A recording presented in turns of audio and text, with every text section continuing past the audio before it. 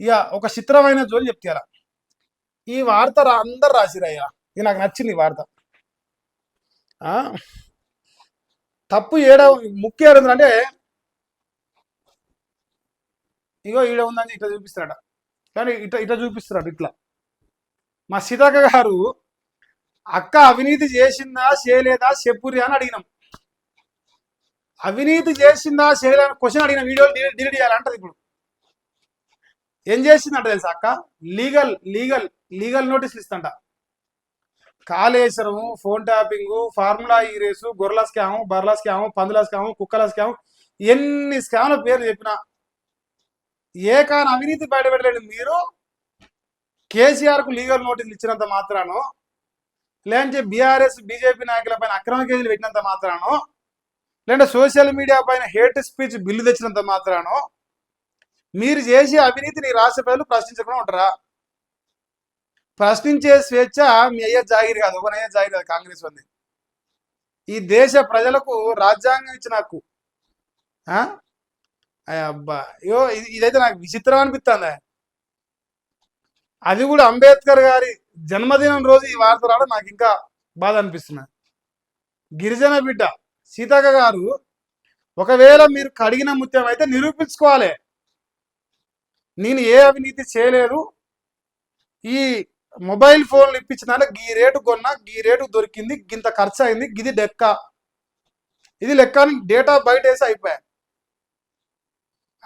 అది చేతగాక ఇప్పుడు బీఆర్ఎస్ వాళ్ళ పైన లేదు సోషల్ మీడియా పైన కేసులు పెడతా అని బెదిరిస్తే భయం పడతారా? మీరు పెట్టని కేసులు ఉన్నాయా? కేసీఆర్ పెట్టని కేసులు ఉన్నాయా? కేసులు చూడని జనాలు ఉన్నారా? ఎవరికి కొత్త కేసులు? ఇప్పుడు ఈ వార్తను జర్రాగని ఫస్ట్ కాంగ్రెస్ పెంపుడు కుక్కల ఛానల్లో ఒకసారి నేను చూపిస్తా. ఫస్ట్ మా పత్తిత్తు జర్నలిస్టు రాధాకృష్ణ, ఏం పేరు, పెద్ద ముత్తైద మా రాధాకృష్ణ, తెలంగాణలో కాంగ్రెస్ పెంపుడు కుక్కల పేపర్లల్లో పెద్ద ముత్తైద. ఈ పెద్ద ముత్తైద ఏం రాసిందో చూసుకోండి. కేసీఆర్ కు సీతక్క లీగల్ నోటీస్ ఇచ్చింది. ఎందుకు ఇచ్చింది? బీఆర్ఎస్ సోషల్ మీడియా ఖాతాల్లో నాపై దుష్ప్రచారం చేస్తారు. ఇప్పుడు BRS social media, Congress social media, BJP social media, ఇది కాకుండా రియల్ సోషల్ మీడియా పబ్లిక్ ఉండరా? పోనీ ఒకవేళ అలా పెట్టారు, చూసేది జనాలే కదా. ఒకవేళ అబద్ధం ఉంటే కామెంట్ సెక్షన్లో పెడతారు కదా, లేదా సీతక్క అట్లా కాదు, సీతక్క కడిగిన ముత్యాన్ని కింద కామెంట్ సెక్షన్లో పెడతారు కదా. భయం ఎందుకు అవుతుంది? పోనీ అసత్య ప్రచారం అనడానికి ఎవిడెన్స్ ఏది?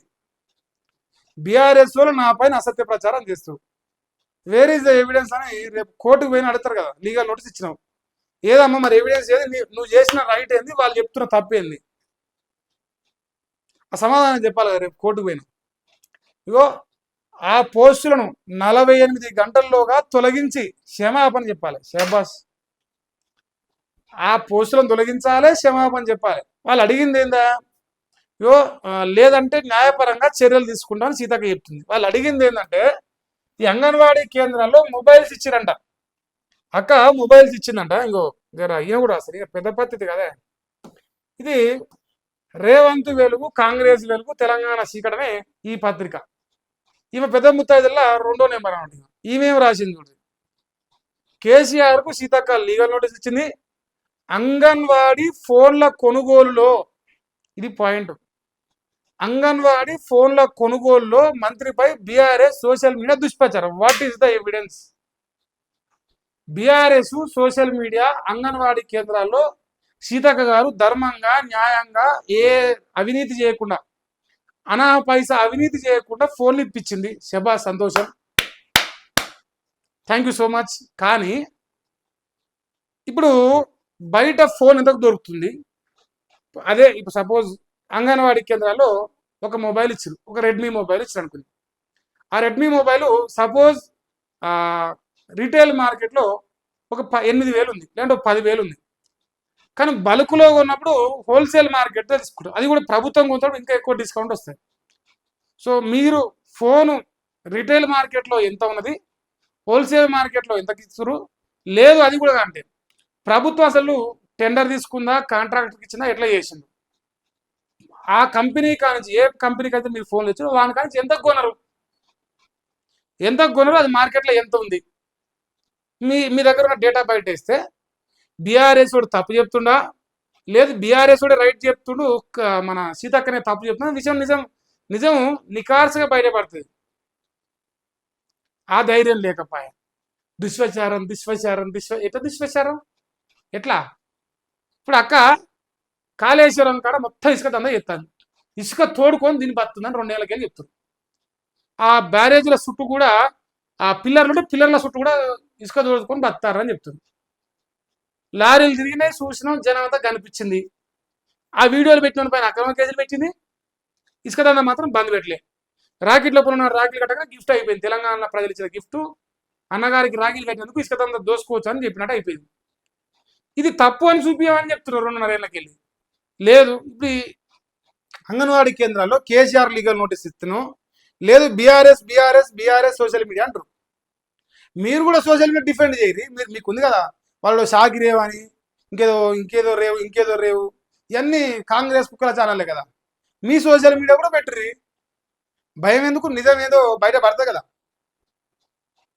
ఎంత కొన్నావు అక్క అని సమాధానం చెప్పలేక మీరు తీసేయాల్సిందే, నేను కడిగిన ముత్యాన్ని, నాకు క్షమాపణ చెప్పాల్సి, ఎట్లా ఆధారం చూపెట్టి ఇగో ఇది నా నిజం, ఇది అబద్ధం, ఇది బీఆర్ఎస్ వాడు నా మీద చేస్తారు కుట్ర, ఇది నిజం అని చెప్పేసి లోకాన్ని చూపి, ఆ ధైర్యం లేక ఇవన్నీ అంటారుగా ఉడత బెదిరింపులు, పిట్ట బెదిరింపులకు భయపడుతున్న వాళ్ళు లేడుగా.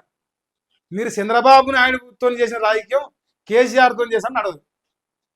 చంద్రబాబు రాజకీయం ఓ రకంగా ఉంటుంది, సీతక్కకైనా మా రేవంత్ రకం చెప్తున్నాం. కేసీఆర్తో రాజకీయం ఓ రకంగా ఉంటుంది. మీ గురువు చంద్రబాబు నాయుడికే 3 చీరలు నీళ్ళు అంచి పంపించిన చరిత్ర కేసీఆర్ అది. కేసీఆర్ నీకు నడిస్తే మీరు చేసిన తప్పులు బయటపడవా అక్క అనుకుంటా అంది. ముందర మూడు పండగరనట 48 గంటల్లో క్షమాపణ చెప్పకుంటే సివిలు క్రిమినల్ చర్యలు తీసుకుంటామని చెప్తున్నది. ఇక టిఎస్ ద్వారానే కొనుగోలు తన ప్రమేయం లేదని చెప్పింది. అసెంబ్లీలో నిలదీసినందుకే తనను టార్గెట్ చేశాను. ఏం నిలదీసిందో అక్క నేను చూడలేదా ఆ పార్టీగా. సో ఇప్పుడు కొనుగోలు టిఎస్ అంట, దాని ద్వారానే చేసి ఉంటుంది. ఆ కొనుగోలు డేటా బయటకి అయిపోతుంది కదా, నీకు సంబంధం లేదు అని అంటున్నావు కదా, ఆ ఎంత కొనరో లెక్క బయటికి అయిపోతుంది. అలా అవినీతి జరిగిందా లేదా, నిన్ను టార్గెట్ చేసేంత కెపాసిటీ ఏం లేదా. నిన్ను కానీ సురేఖని కానీ లేకపోతే మా వివేక్ను కానీ ఇట్లాంటి వాళ్ళు పెద్ద టార్గెట్ చేసినా ఏం యూజ్ లేదు. మహా అయితే పొంగులేటి శ్రీనివాసరెడ్డి టార్గెట్ చేస్తారు, ఉత్తమ్ కుమార్ అంటే టార్గెట్ చేస్తారు, గసౌంట్లో టార్గెట్ చేస్తారు, మిమ్మల్ని ఎవరు టార్గెట్ చేస్తాడు? అది మన సీతక్క గారి పరిస్థితి. ఇప్పుడు నమస్తే తెలంగాణ వాళ్ళు రాసిరు ఒక ఎత్తు, వీళ్ళు ఏం రాసిరు చూడు ఒకసారి. సీతక్క చిత్రాలంట, అవినీతి ఆరోపణలకు జవాబు చెప్పలేక కేసీఆర్కు నోటీసుల క్వశ్చన్ మార్క్. నిజమే కదా, అవినీతి ఆరోపణలకు జవాబు చెప్పాలి, జవాబు చెప్పి అప్పుడు నోటీసులు. ఇది నిజమని ఇది అబద్ధమని. మంత్రి సీతక్క తీరుపై సర్వత్రా విస్మయం. బోడిగుండుకు మోకాలికి ముడి పెడితే ఎట్లా ఉంటుందో మంత్రి సీతక్క పరిస్థితి కూడా అట్లాగే తయారైందనే వాదన వినిపిస్తున్నది. అవినీతి ఆరోపణలు చేసిన బీఆర్ఎస్ నేత క్రిషాంక్ లేవనెత్తిన అంశాలను సమాధానాలు చెప్పకుండా ఏకంగా బీఆర్ఎస్ పార్టీ అధినేత మాజీ ముఖ్యమంత్రి కేసీఆర్కు నోటీసులు జారీ చేయడంపై సర్వత్రా విస్మయం వ్యక్తమవుతున్నది. మంత్రిగా బాధ్యతాయుతమైన స్థానంలో ఉన్నప్పుడు తమ శాఖకు సంబంధించి వచ్చిన ఆరోపణలపై జవాబు ఇవ్వకుండా కేసీఆర్కు నోటీసులు ఇవ్వడం ఏమిటనే ప్రశ్నలు ఎదురవుతున్నాయి. అధికార పక్షం చేసే తప్పిదాలు వేసే తప్పటడుగులను ప్రతిపక్షాల నాయకులు ఎత్తి చూపడం సర్వసాధారణం. అలా ఆరోపణలు చేయడం, విమర్శలు చేయడం ప్రజాస్వామిక లక్షణం. ఈ క్రమంలో రాష్ట్రంలో అంగన్వాడీలకు పంపిణీ చేసే సెల్ ఫోన్ కొనుగోలులో అక్రమాలు జరిగాయని బీఆర్ఎస్ నేత మన్నె క్రిషాంక్ ఆరోపణలు చేసింది. ప్రజాస్వామ్య వ్యవస్థలో ప్రభుత్వంలో ఉన్నవాళ్ళు తమ ప్రభుత్వంపై మరో ఆరోపణలు వస్తే అవి ఆధారరహితమైతే వాటిని నిరూపించాలి, లేదా తప్పును అంగీకరించాలి, తప్పు ఎక్కడ జరిగిందో వివరించాలి. ఈ మౌలిక అంశాన్ని విడిచిపెట్టి ఆరోపణలు చేసిన వారిపైన అక్రమ కేసులు పెడతా, సివిల్ కేసులు పెడతా, క్రిమినల్ కేసులు పెడతా, లీగల్ నోటీసులు ఇస్తా, డిలీట్ చేస్తారా చేయరా అని బ్లాక్మెయిల్ దిగుతారా? నిజమా అబద్ధమా, ధర్మమా అధర్మమా, ఆధారం ఉంటే బయటేసి ఇగో ఇది ఆధారం, నా శాఖలకి ఇది జరిగిందంటారు, దానికి ఏం సంబంధం లేదు, అలా ఏం జరగలేదు, అంతా క్లియర్ వైట్ పేపర్ లెక్కుందని ఎవిడెన్స్ బయటేస్తే అయిపోయాయి. ఇప్పుడు ఒక రాజకీయ పార్టీగా అది బీఆర్ఎస్ కావచ్చు, బీజేపీ కావచ్చు, కాంగ్రెస్ కావచ్చు, అధికారులు ఉన్న పార్టీ పైన విమర్శలు చేస్తారు, వాళ్ళ దాంట్లో వచ్చిన ఆరోపణలు, అవినీతి ఆరోపణల పైన, అది ఏదైనా కావచ్చు. తప్పుంటే ఆధారం బయటేసి ఇది తప్పా అని చెప్పాలి, లేదు నిజం ఉంటే ఇది నిజమేనా మీ లంగపని చేసిన ఒప్పుకోవాలి. ఏది కాదని సపోర్ట్ చేయకుండా మనం తప్పు చేసాం కాబట్టి మనం సైలెంట్గా ఉండాలి. నేను తప్పు చేస్తా కానీ నన్నోడు అడిగినా నేను మీద కేసు పెడతా. ఇది అక్కగారి పద్ధతిగా అనిపిస్తున్నది. ఇక సీతక్క విచారణ అంటే భయం ఎందుకు క్వశ్చన్ మార్కు, అక్రమాలు వాస్తవమేనని జంకుతున్నారా క్వశ్చన్ మార్కు, సమాధానాలు చెప్పలేక కేసీఆర్కు నోటీసులా, సెల్ ఫోన్ల కొనుగోలులో 30 కోట్ల స్కామ్ జరిగింది, ఇచ్చింది 4G ఫోన్లు, చెప్పుకునేదేమో 5G ఫోన్లు, BRS social media convener Krishank మాట్లాడుతుంది. ఇప్పుడు నోటీస్ ఇవ్వాలి, నేనకి ఇవ్వాలి, మన్నే క్రిషాంక్ అన్నట్టు ఆయనకి ఇవ్వాలి నోటీస్, ఎందుకంటే ఈ క్వశ్చన్ రైజ్ చేసింది, ఈ అంశాన్ని ప్రజల లోపల చర్చ పెట్టింది మన్నే క్రిషాంక్, ఆయనను అడగాలి. ఈయనను వదిలేసి కేసీఆర్ వదిలిస్తే అది గొప్ప అనుకుంటారు. అడిగినోనికి సమాధానం చెప్పమంటారు, 30 కోట్ల స్కామ్ జరిగిందంటారు, 4G ఫోన్ ఇచ్చి 5G అని చెప్తున్నట్టు నిజమా కాదా? ఇది ప్రజలకు చూపించి ఇగో ఇది నిజమే ఇది అబద్ధమే మాకేం సంబంధం చెప్తే మీరు సంతోషపడతారు. ఇక లేకుండా ఇట్లా బెదిరింపులకు భయపడితే ఈ అంటారుగా ఈ లొటపీసి బెదిరింపులకు ఓడేం భయపడు. మా మలేషియా గారి భాషలో చెప్తున్నా, ఎవడు భయపడా, తెలంగాణ గట భయపట్టులరా